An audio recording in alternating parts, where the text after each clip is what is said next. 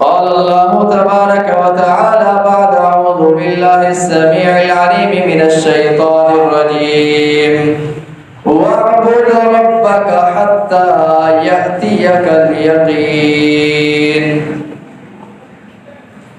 مختصر حمد و ثنا کے بعد تمام تعریفات، تسبیحات، تمجیدات اللہ وحدہ لا شریک کے لیے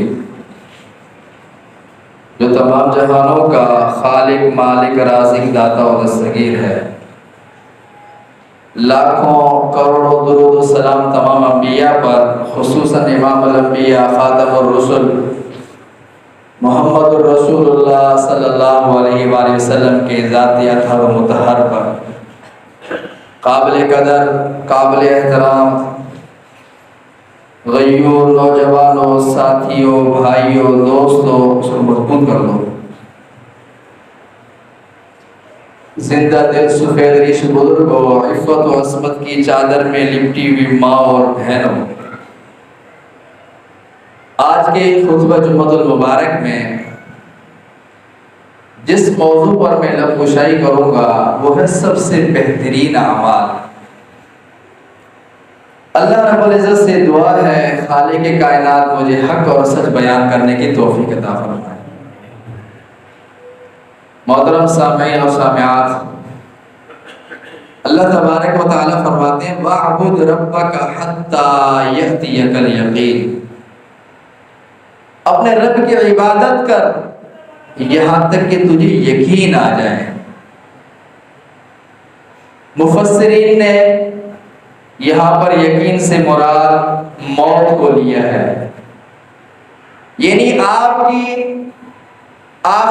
کا جو آخری وقت ہے، سانس نکل رہا ہو، موت آ جائے، موت تک عبادت کرنی ہے اپنے رب کی، اس کے ساتھ کسی کو شریک نہیں ٹھہرانا.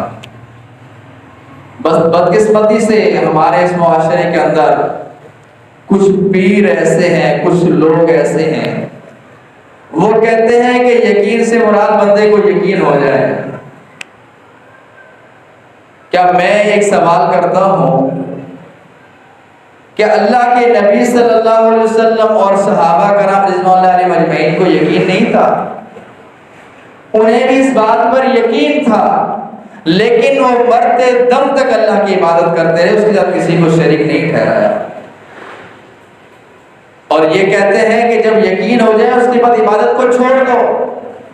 عبادت کی ضرورت نہیں ہے.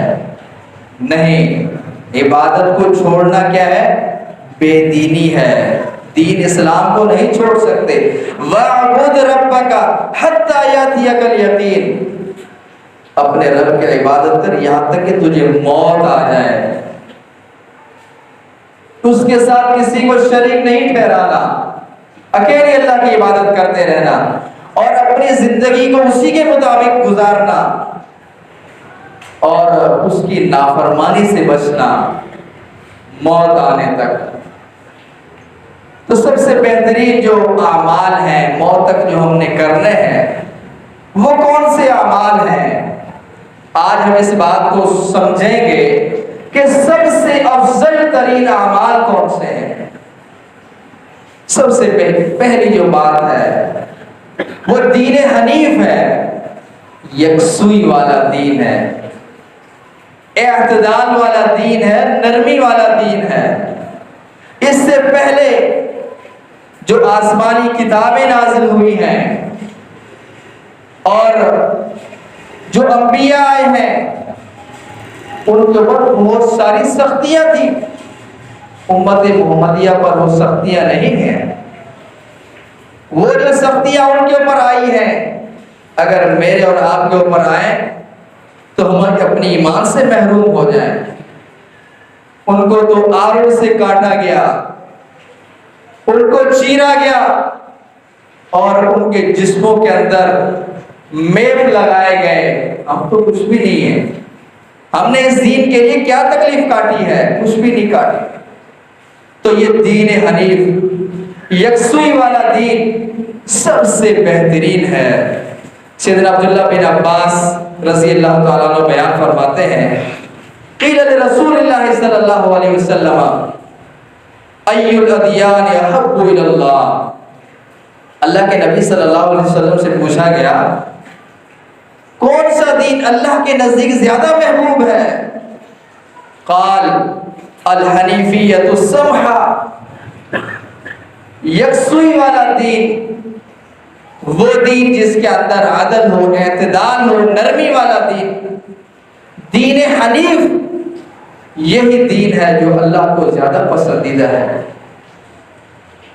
دین اسلام، ہر انسان جو پیدا ہوتا ہے دین اسلام کی فطرت پر پیدا ہوتا ہے، اور اللہ نے ہمارے لیے اس دین کو چنا ہے۔ یہ دین حنیف ہے، دین اسلام ہے، یکسوئی والا دین ہے، اور اللہ نے اس کو ہمارے لیے پسند کیا ہے۔ دین حنیف کو چننا، پسند کرنا سب سے افضل عمل ہے۔ اور اس کے بعد دوسرا عمل جو افضل اعمال کے اندر آتا ہے وہ اللہ پر ایمان لانا۔ اگر میرا اور آپ کا اللہ اس کے رسول پر ایمان مکمل نہیں ہے تو پھر ہم کامیاب نہیں ہو سکتے۔ ایمان مکمل ہونا لازم اور ضروری ہے۔ سیدنا ابو ہریرہ رضی اللہ تعالیٰ عنہ راوی فرماتے ہیں ان رسول اللہ صلی اللہ علیہ وسلم سئل ای العمل افضل، اللہ کے نبی صلی اللہ علیہ وسلم سے سوال کیا گیا کون سا عمل افضل ہے؟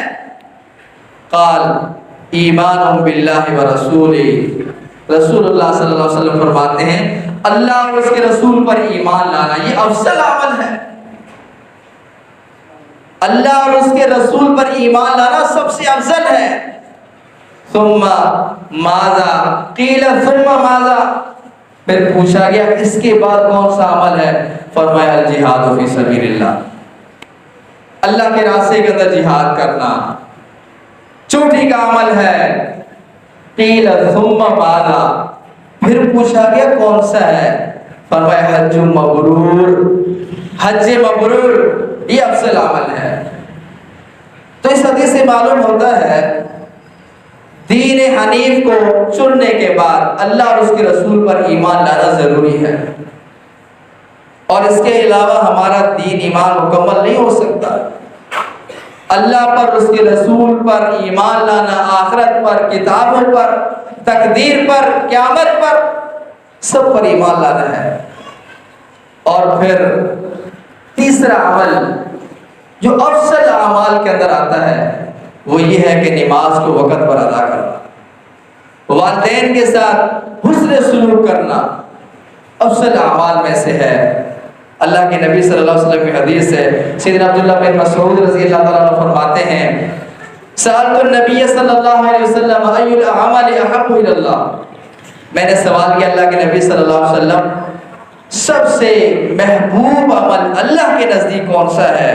قال الصلاۃ علی وقتہا، اللہ کے نبی صلی اللہ علیہ وسلم نے فرمایا نماز کو وقت پر ادا کرنا سب سے افضل عمل ہے۔ قال ثم ایو، قال ثم بر الوالدین، پھر کون سا عمل ہے؟ فرمایا والدین کے ساتھ حسن سلوک کرنا۔ قال ثم ایو، قال الجہاد فی سبیل اللہ، پھر پوچھا کون سا عمل ہے؟ فرمایا جہاد فی سبیل اللہ ہے۔ تو اس حدیث سے یہ معلوم ہوتا ہے کہ اللہ کے نزدیک سب سے محبوب عمل جو ہے نماز کو وقت پر ادا کرنا۔ آج میں اور آپ کو سوال کریں کہ ہم نماز کی کتنی پابندی کرتے ہیں؟ ہمارے نمازوں کے اندر کتنی سستی ہے؟ تھوڑا سا موقع مل جائے، تھوڑی سی ڈھیل مل جائے، کوئی دیکھنے والا نہیں ہے، نمازیں قضا ہو جاتی ہیں۔ لیکن اللہ کو محبوب جو عمل ہے فرمایا نماز کو وقت پر ادا کرنا، اور پھر والدین کے ساتھ اس نے سلوک کا بھی کہا ہے وَقَضَىٰ رَبُّكَ أَلَّا تَعْبُدُوا إِلَّا إِيَّاهُ، تیرے رب کا یہ فیصلہ ہے۔ قضا کا مطلب کیا ہے؟ فیصلہ کیا، اور یہ اللہ کا حکم ہے، یہ قطعی حکم ہے، یہ چینج ہونے والا نہیں ہے۔ رب کا قطعی حکم ہے وَقَضَىٰ رَبُّكَ أَلَّا تَعْبُدُوا إِلَّا إِيَّاهُ، اللہ کے ساتھ کسی کو شریک نہیں ٹھہرا۔ اللہ کے ساتھ کسی اور کو شریک نہیں ٹھہرانا، شرک نہیں کرنا۔ جتنے بھی گناہ لے کر آ جاؤ اللہ رب العزت چاہے معاف کر دے گا، اگر شرک لے کر آئے تو اللہ معاف نہیں کرے گا۔ مشرک کو اللہ معاف نہیں کرے گا جب تک وہ خود اس کی معافی نہ مانگ لے، شرک کو چھوڑ دے، اللہ سے معافی مانگ لے، اس کے بعد اللہ اس کو معاف کرے گا۔ اگر شرک کی حالت میں فوت ہو گیا تو اس کے لیے ہمیشہ کی جہنم ہے، مشرک کے لیے۔ تو سب سے پہلی جو بات فرمائی، تیرے رب کا کیا فیصلہ ہے؟ قطعی فیصلہ ہے کہ اللہ کے ساتھ کسی کو شریک نہیں ٹھہرانا۔ وَبِالْوَالِدَيْنِ احسانا، والدین کے ساتھ اس نے سلوک کرنا، والدین کے ساتھ اچھا ہی کرنا۔ اِمَّا يَبْلُغَنَّ عِنْدَكَ الْكِبَرَ أَحَدُهُمَا أَوْ كِلَاهُمَا، اگر وہ پہنچ جائیں بڑھاپے کو، وہ دونوں یا ان میں سے کوئی ایک، عِنْدَكَ کا لفظ آیا، عِنْدَكَ تیرے پاس، یعنی بچپن کے اندر جب تو چھوٹا تھا تو تو ان والدین کے پاس تھا، اب والدین بوڑھے ہو چکے ہیں، اب تیرے پاس ہیں۔ عندک تیرے پاس، الکبر بڑھاپے کو پہنچ جائے۔ بڑھاپے کا مسئلہ یہ ہوتا ہے چڑچڑاپن آ جاتا ہے بندے کے اندر، غصہ آ جاتا ہے، اس وقت والد کو سنبھالنا، والدہ کو سنبھالنا، والدین کو سنبھالنا، فرمایا یہ وقت ہے احسان کا، بہت زیادہ تیری احسان کی ضرورت ہے، حسن سلوک کی ضرورت ہے۔ فلا تقل لهما اف، اور انہیں اف بھی نہیں کہنا۔ اف کیا ہوتا ہے؟ یعنی کہ اگر کوئی ناگوار بات ہوئی ہے، اختلاف ہو گیا، ہو جاتا ہے اختلاف، گھروں کے اندر اختلاف ہوتے ہیں، بھائیوں کے اندر اختلاف ہوتے ہیں، معاملات ہوتے ہیں، اگر تمہارے اختلاف ہو جائے، کوئی معاملہ ہو جائے، اف بھی نہیں کہنا، وَلَا تَنْهَرْهُمَا، ان کو جھڑکنا بھی نہیں، وَقُلْ لَهُمَا قَوْلًا كَرِيمًا، انہیں نرم بات کرنی ہے۔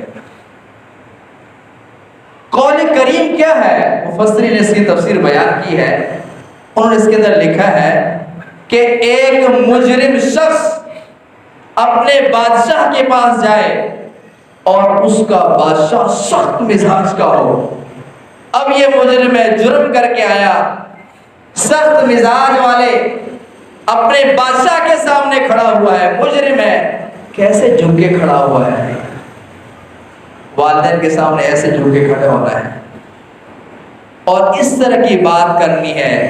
مجرم کبھی زبردستی زور سے بات نہیں کرے گا، ایک تو اس نے جرم کیا اور پھر سخت مزاج کا اس کا بادشاہ اس کے سامنے ہے، وہ کیا کرے گا؟ نرم بات کرے گا، تو ہو سکتا ہے میرا کوئی راستہ نکل جائے، مجھے معاف کر دے۔ وَاخْفِضْ لَهُمَا جَنَاحَ الذُّلِّ، جناح کس کو کہتے ہیں؟ جناح پرندے کے پر کو کہتے ہیں۔ جس طرح پرندہ اپنے پر کو جھکاتا ہے اور اس کے جو بچے ہوتے ہیں ان کو گرمی سردی سے بچانے کے لیے ان پروں کے نیچے اپنے بچوں کو دیتا ہے، تو یہ جناح کا لفظ پر کے لیے استعمال ہوا، اور بازو بھی اسی سے مراد ہے، اور بازو کے لیے بھی یہ لفظ ذکر آیا ہے۔ وَاخْفِضْ لَهُمَا جَنَاحَ الذُّلِّ مِنَ الرَّحْمَةِ، اپنے دونوں بازو کو جھکا کر رکھنا ہے ان کے سامنے۔ وَقُلْ رَبِّ ارْحَمْهُمَا كَمَا رَبَّيَانِي صَغِيرًا، اور انہیں کیا بات کرنی ہے؟ ان کے لیے دعائیں کرنی ہیں۔ رَبِّ ارْحَمْهُمَا، اے میرے رب ان دونوں پر رحم فرما، کما ربیانی صغیرا، جس طرح انہوں نے بچپن کے اندر مجھے پالا ہے۔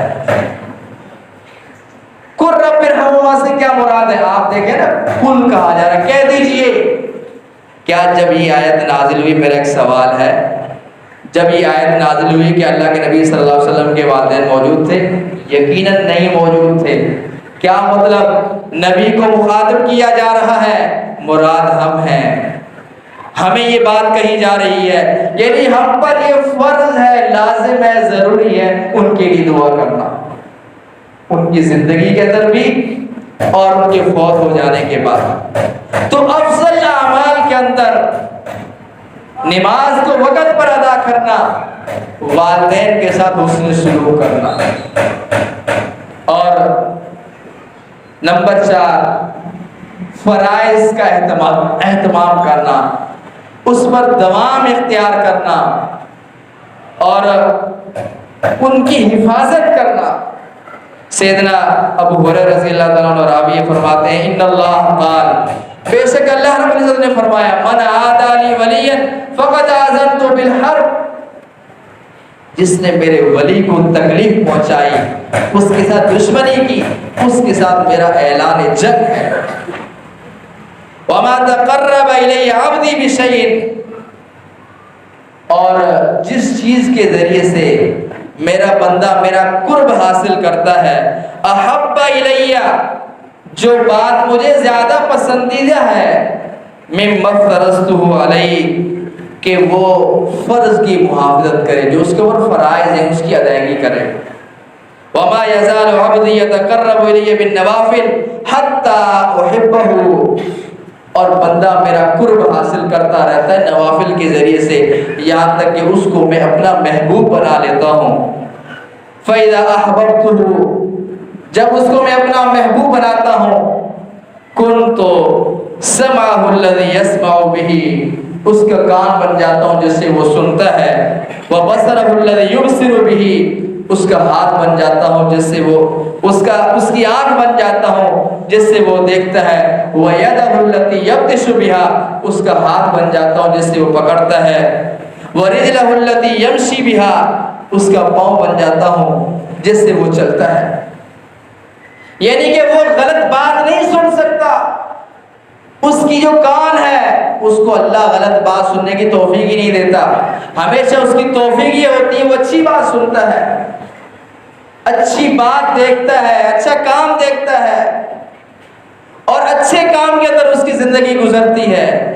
اس کے ہاتھ جو استعمال ہوتے ہیں اچھے کاموں کے اندر ہوتے ہیں، وہ چلتا ہے جس کام کے اندر، جس فیلڈ کے اندر وہ اللہ کا پسندیدہ کام ہوتا ہے، اس کے اندر یہ بندہ چل رہا ہوتا ہے۔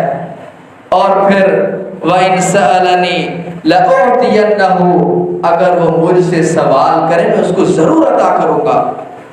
وَلَئِنِ اسْتَعَاذَنِي لَأُعِيذَنَّهُ، اور اگر وہ مجھ سے پناہ مانگے تو اس کو میں ضرور محفوظ رکھتا ہوں اس چیز سے۔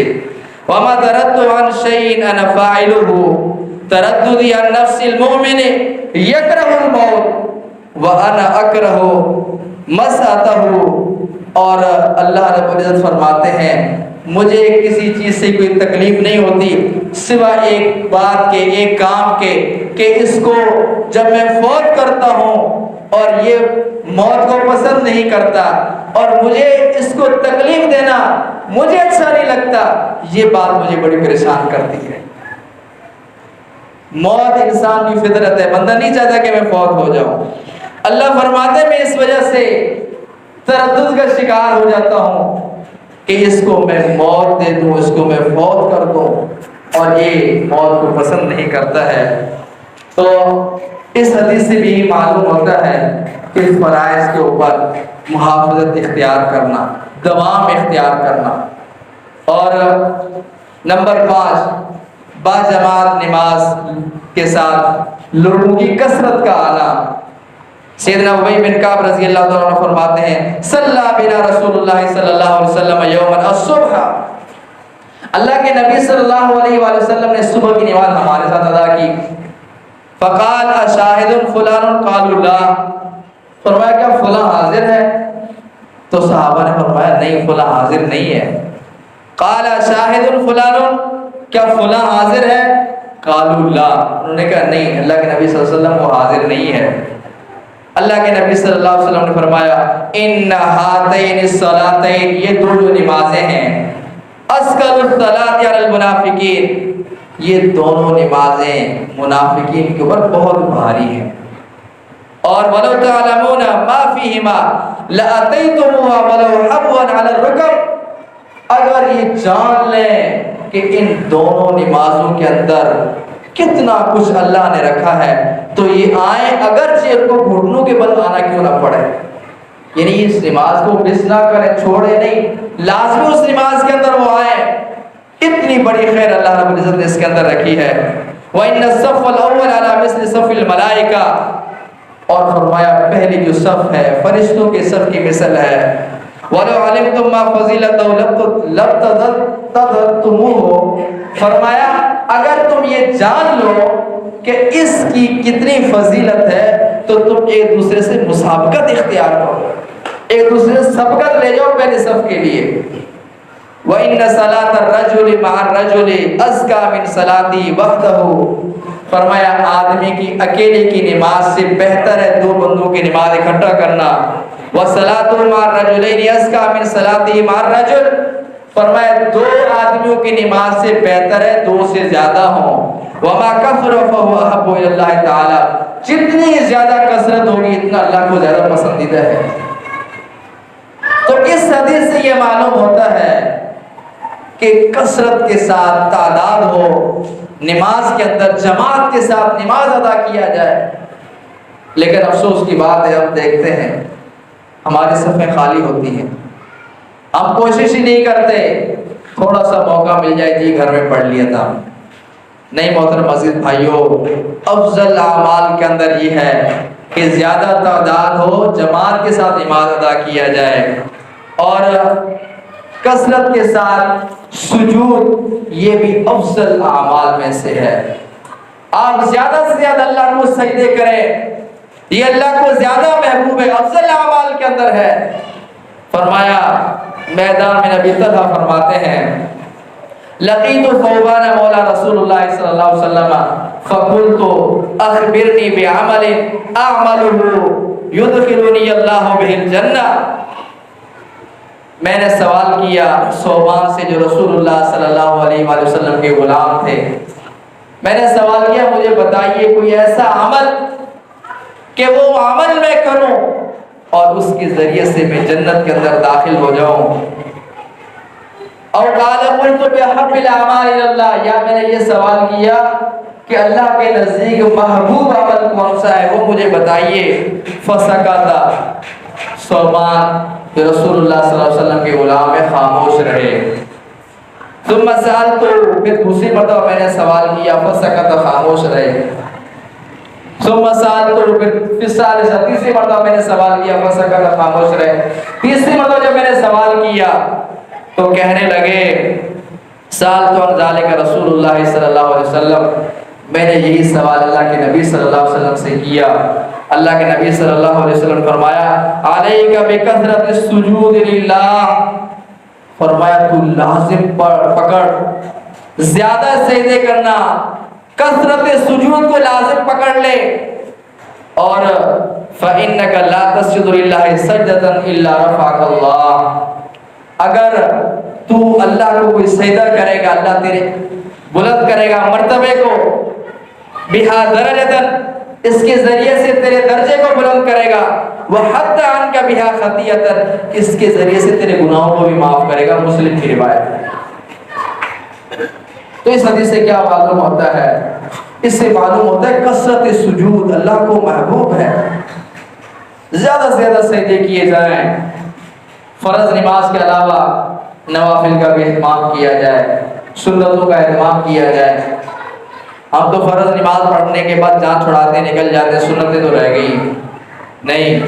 جتنے سجدے زیادہ ہوگے اتنے تم اللہ کے محبوب بن جاؤ گے، اللہ کا قرب حاصل کرو گے، اور یہ افضل اعمال کے اندر ہے جو سب سے زیادہ افضل اعمال ہیں۔ اور ذکر الہی، اللہ کا ذکر، یہ بھی افضل اعمال کے اندر ہے۔ سیدنا معاذ بن جبل رضی اللہ تعالیٰ عنہ فرماتے ہیں سألت رسول اللہ صلی اللہ علیہ وآلہ وسلم ای الاعمال احب الی اللہ تعالی، فرماتے میں نے سوال کیا اللہ کے نبی صلی اللہ علیہ وآلہ وسلم سے کہ کون سا عمل زیادہ محبوب ہے اللہ رب العزت کو؟ فقال ان تموت ولسانک رطب من ذکر اللہ، تیری موت اس حالت کے اندر آئے کہ تیری زبان تر ہو اللہ کے ذکر کے ساتھ۔ الا بذکر اللہ تطمئن القلوب، دوسرے کو فرمایا خبردار آگاہ ہو جاؤ، دلوں کا اطمینان اگر چاہتے ہو تو اللہ کے ذکر کے اندر ہے۔ اللہ کا ذکر زیادہ سے زیادہ کرنا چاہیے، بہت بڑی فضیلت ہے اس کی، اور یہ بھی افضل اعمال کے اندر ہے۔ اور سچ بولنا، آج کل ہم دیکھتے ہیں ہر بندہ کوشش کرتا ہے تھوڑا بہت جھوٹ بول کے اپنے کسی پروڈکٹ کو بیچ دے۔ جھوٹ تو عام ہے ہماری زبانوں پر، آج کل ایک اسٹائل بن چکا ہے، سچ بولنا افضل اعمال میں سے ہے۔ سیدنا مسور بن مخرمہ رضی اللہ تعالیٰ عنہ کی حدیث میں ہے، رسول اللہ صلی اللہ علیہ وآلہ وسلم نے فرمایا احب الحدیث الی اصدقہ، میرے نزدیک سب سے زیادہ اچھی بات وہ ہے جو سچائی والی ہو۔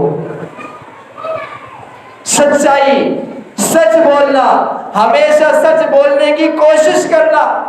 علیکم بالصدق فإن الصدق يهدي إلى البر فإن البر يهدي إلى الجنة وما يزال الرجل يصدق ويتحرى الصدق حتى يكتب عند الله صديقا۔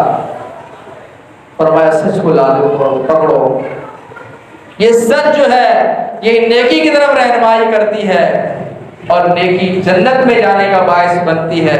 اور جو شخص سچ بولتا رہتا ہے یہاں تک کہ اللہ کے نزدیک سچا لکھ دیا جاتا ہے۔ تو افضل اعمال کے اندر یہ چیز معلوم ہوتی ہے کہ سچ بولنا، ہمیشہ سچ پر قائم رہنا، سچوں کا ساتھ دینا، خود بھی سچ بولنا، اولاد کو بھی تربیت کرنا ہے، سچ کی تربیت کرنی ہے ان کو، اور نیک اعمال پر ہمیشہ اختیار کرنا۔ سیدنا اما عائشہ صدیقہ طیبہ طاہرہ رضی اللہ تعالیٰ عنہ فرماتی ہیں احب الاعمال الی اللہ ادومها وان قل، اللہ کے نبی صلی اللہ علیہ وسلم نے فرمایا سب سے زیادہ محبوب عمل اللہ کے نزدیک جو ہمیشہ ہو، اگر سے کم ہو، تھوڑا سا عمل کر لو لیکن اس پر ہمیشہ اختیار کرو۔ آپ تہجد کی نماز نہیں پڑھ سکتے ہیں، اٹھ نہیں سکتے ہیں، آپ اٹھ کے اپنی وتر کی نماز ادا کر لیں 3 رکعت پر ہمیشہ اختیار کریں گے، اللہ آپ کو توفیق دے گا۔